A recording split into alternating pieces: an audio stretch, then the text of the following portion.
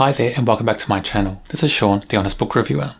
This video is all about July. It's my wrap up for the month. In this video, I'm not going to dive into the number of books I read during the month or the split by genre. I read quite a large number of books and the whole list will be in the description for this video.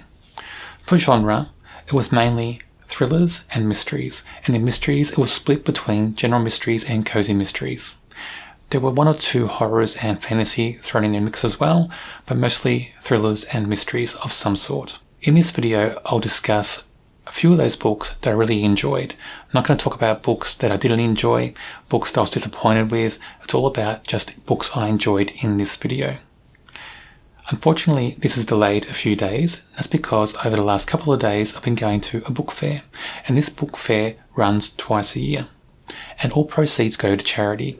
That's one of the reasons I like going to this book fair, because you know all the money they raise goes to a good cause. Also, the mix of books in this book fair, every time you go, it changes. Sometimes there's just masses and masses of books that you want. Other times, not so many. Now when I go to this book fair, I have to be quite selective because my piles of unread books at home is too large. So I've got to really choose carefully what I want to take home and add to those piles. Because I just know that I'll buy the books and it'll be a while until I get to read them, or some of them anyway. But this time at the book fair I have found some interesting reads and I want to share some of them with you. Some others I've bought I won't share in this video. For instance, I've bought some Agatha Christie's and some other books as well that I've been looking at for quite some time and just happened to find them at the book fair this time. But in this video I'll share the following books. I was lucky to find a Robert Newcomb trilogy, and I'll share all the books with you in that trilogy. Here's the first one, and I'll just hold them all up for you to see. That's book 2 of the trilogy, and that's book 3 of the trilogy. And I was so happy to find these because Robert Newcomb is someone I wanted to read for quite some time. I'm looking forward to reading these very much. And 3 other finds at the book fair. I found a Dean Koontz book I've not owned or read before, The Chase. Looking forward to this. It's quite a short book, but I'm looking forward to reading it. It's a Koontz of old. I came across the Mega Point trilogy by George Zabrowski, and it's the whole trilogy in one volume. It's a sci-fi. Looking forward to this very much. The last book I think is quite special and something I really want to read. It's Raymond Feast, The Chronicles of Pug. So it's basically like an add-on to his vast series he's written in his world, and I'm looking forward to this very much. It's got colour illustrations, colour maps, a lot of things in this to enjoy. And I can't believe I found this. I can't believe somebody didn't pick it up. I mean, I found this on day 2 of the book fair, and I'm so glad that I was able to snatch this up. So now let's talk about a lot of the books that I enjoyed in this month, and they're in no particular order. I'm not ranking them in this video. I'm not going from what I liked the most to the least or vice versa. It's all random, but they're all books I enjoyed during the month of July. The first is 55 by James Delagi. This was a very compelling book, very gripping. It's set in the outback in Western Australia. And what I like about this book, other than the whole mystery and thrill aspects that go on, because it is very gripping. It is edge of the seat moments in this book. But what I liked is the characters and the setting just were like the outback in Australia. You're transported there, you feel like you're there. All the characters suit the setting, and the setting is described very well. So basically this book is really about a choice a police sergeant has to make. So out of the blue, one guy turns up and he says he's been kidnapped and attacked and someone was trying to kill him basically, and he got away. So they take down his story and they believe him, or you think they believe him. And then, a few hours later, another guy turns up and he says the same story, but in reverse. He says he was kidnapped and he was tortured, he got away, but he accuses the first person who turned up. So you have 2 guys turning up out of the blue in an outback remote police station, and they're both accusing each other from kidnapping and torture and going to be murdered by each other. So the police have to kind of work out what's going on. Who do they believe? And this just is a very It's so compelling and it makes you guess all the way through, and I guarantee you'll change your mind so many times in this book, because the two people in this book, two suspects / victims, they just act strangely through the book. The way they act at different times, what they say, how they carry themselves, how they're described in the story, makes you change your mind about them time and time again. I did anyway. One time I was thinking, that person's the killer, that person's the victim. Then you just keep changing. Your mind keeps changing time and time again. You do find out eventually what's going on, but it's a very exciting and enjoyable ride to get there. This book is very fast-paced. I guarantee it's a book you want to read in one sitting. You don't want to put it aside because you'll just keep thinking about it. I tried to put it aside and I couldn't. I had to grab it again and keep reading. It's just a very, very exciting story. And I think it's a debut book by this author. I want to read all his books because based on this book, the guy can write. It's wonderfully written. The characters are all believable and very true. The only thing I think sometimes in this story is that there's a bit of a feud going on between the main character and his superior.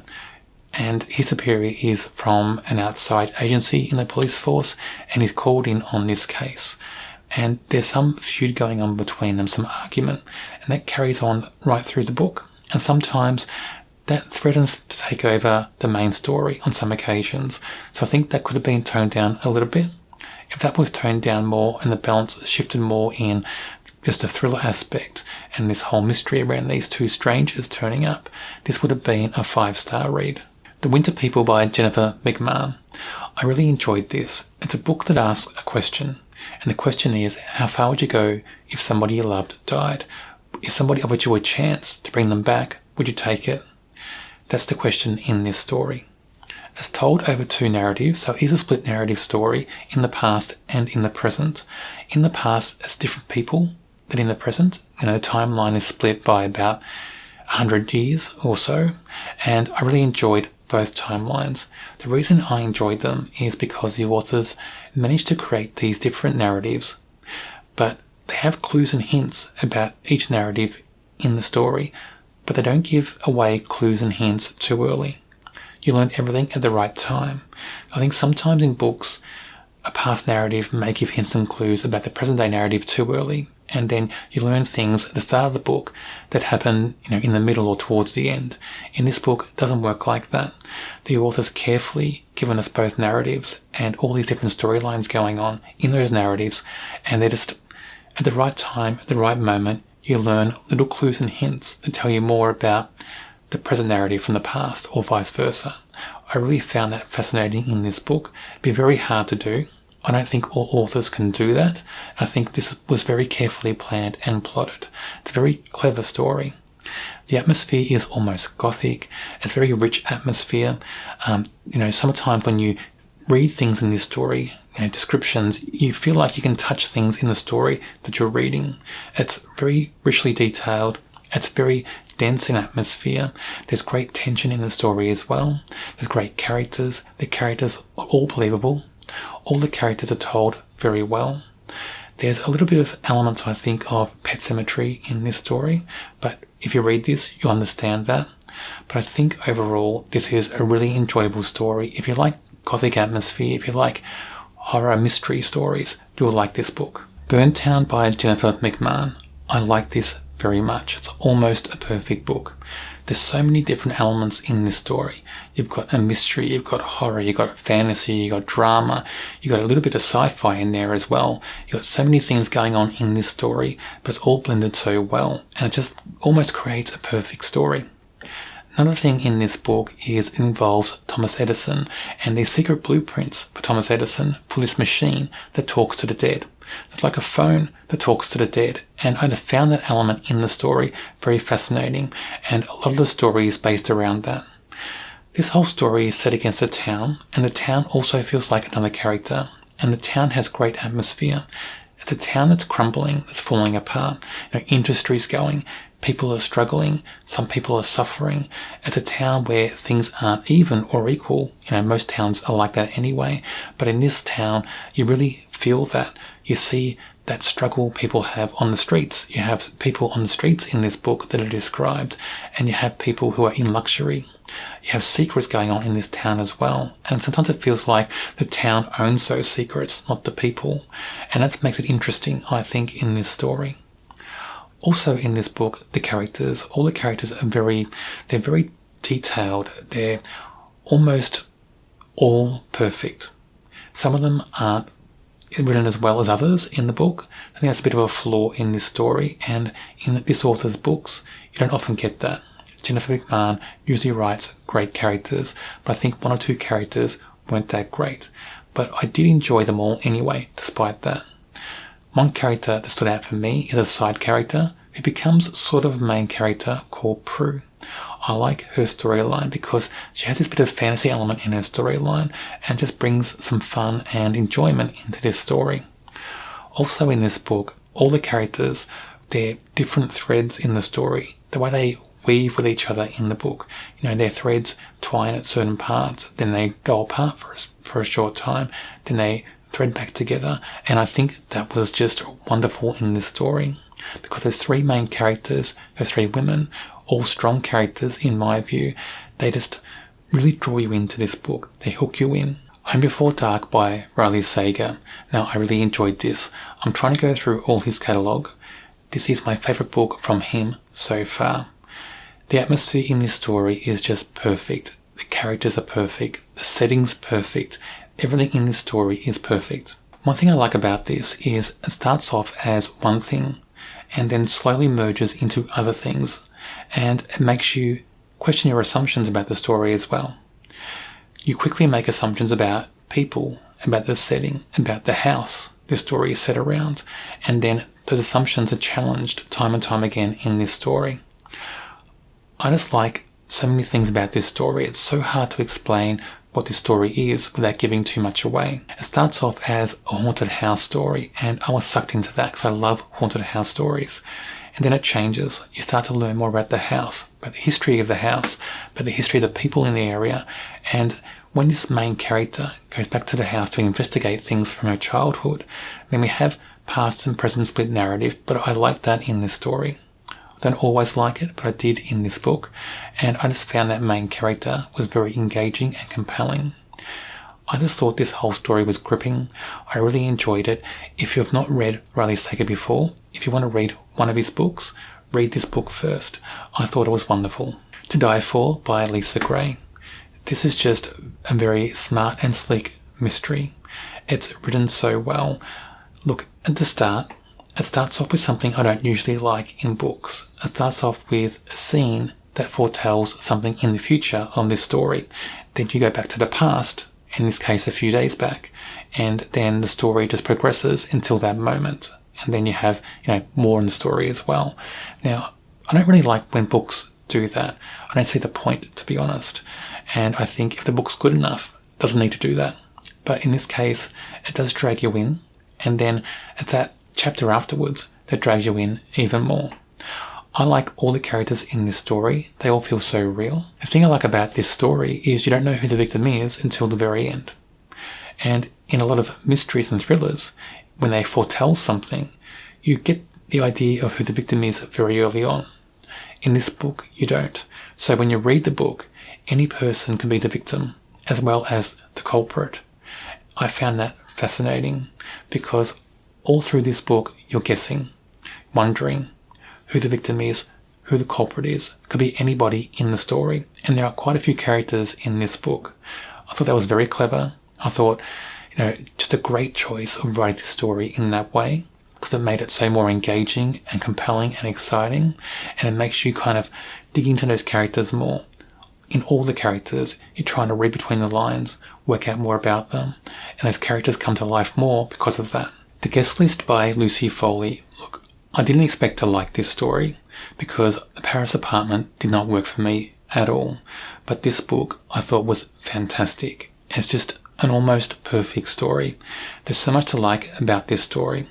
The best thing about this story, apart from the mystery, that clever mystery that plays out as the story progresses, the other good thing about this story is the character voices in their point of view. All the characters feel unique, they all feel real, And I just like the way the author wrote different voices for all those characters and made them so compelling, so real, so engaging. Everything about those main characters in their point of view I enjoyed. When I read this book, I got the impression from the atmosphere, the story, the characters, it felt like that TV show Revenge. I just kept thinking about that when I was reading this. And I don't know, it's just the way the characters are described, the way the setting's described, the way the story pans out.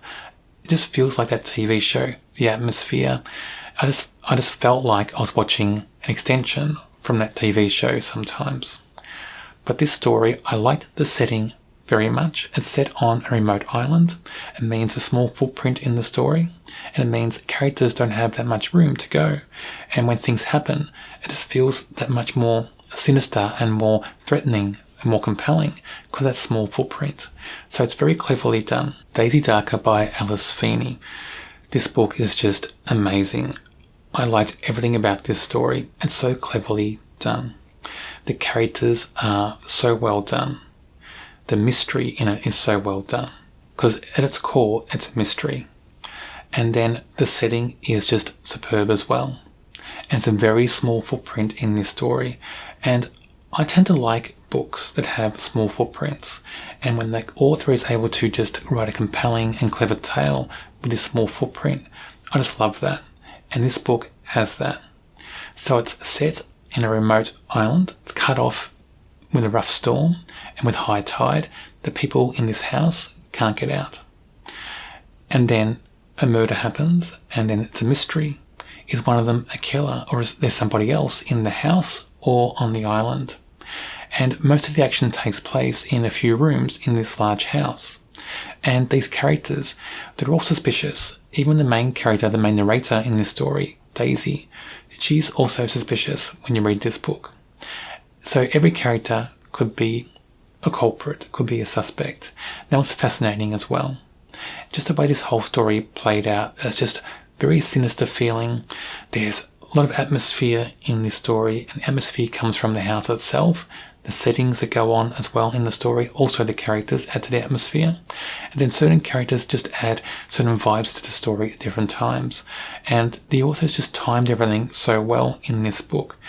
This whole book just feels so carefully planned. There's just no room for error in this story because everything just feels so well timed.